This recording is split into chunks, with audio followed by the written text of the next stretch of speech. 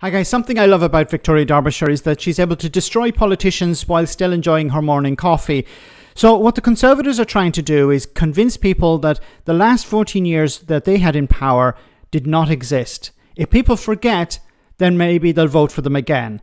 But it's great that Victoria here is setting the record straight. Have a listen. Shadow Chancellor Mel Stride said today, we are the only party of fiscal responsibility.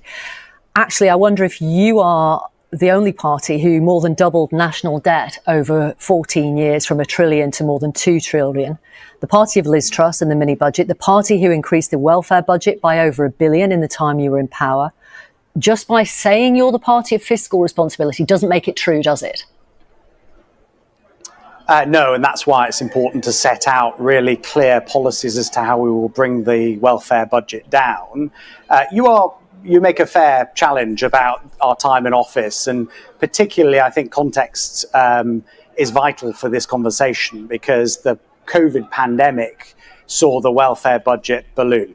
And I don't remember anybody at the time criticising us for offering more support at that time. And on the back of the pandemic, we have also seen a series of new conditions and more conditions being recorded. But the fact is that we've got to live within our means, and the overall welfare budget is far too high. And we consistently said in government, in the last couple of years of the government in particular, that we need to bring that down. We set out into the 2024 election £12 billion worth of savings that we believe could have been made. And today we're setting out even more savings about integrating work into our welfare system, the dignity of work, the security that a regular paycheck brings. And that's very clear.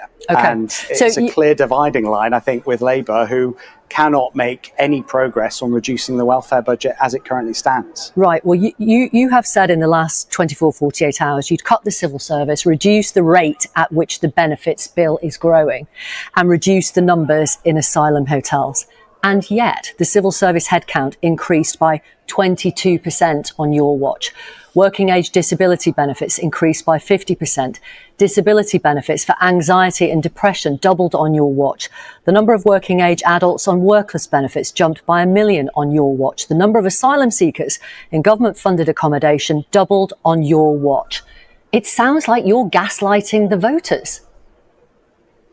I'm sorry you think that. I think context is important. And what we had to deal with in government, wasn't an easy ride at times. We did have a once-in-a-century pandemic, which, as I said, pushed up the amount of money that we had to borrow to support businesses and families. Sure. The welfare budget did increase. Mr. Davies, if I may, you're right about context, of course. Most of those things I just listed started going up before 2020. Well, they may have been going up, but they ballooned after COVID. And I think it's really important to point that out. We don't talk enough about the impact that COVID did have. They just want to blame everything on the pandemic. So it's nothing to do with us. No, it's the pandemic. Remember, it was the pandemic. But these things went up before the pandemic, before 2020. Look, what the Conservatives are trying to do here is sell austerity once again.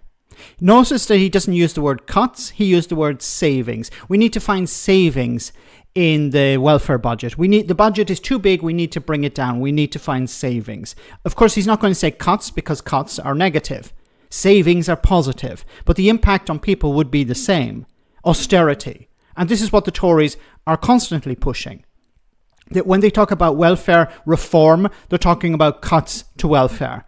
This is at a time when adult social care is becoming more and more expensive.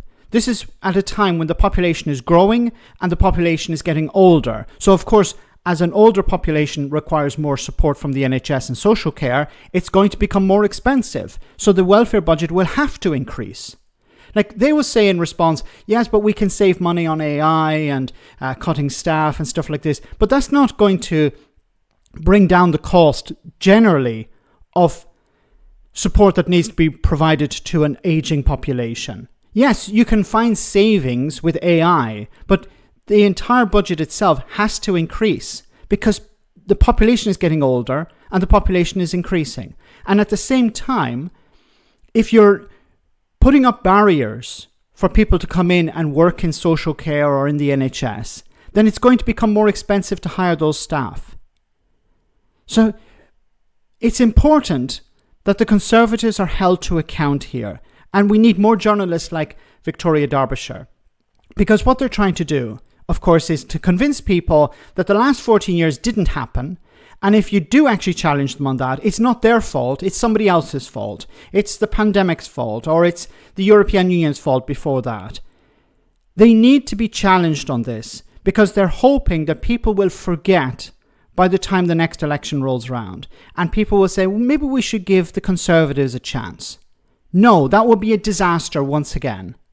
Let me know in the comment section, guys, what you think. I'll see you in the next video.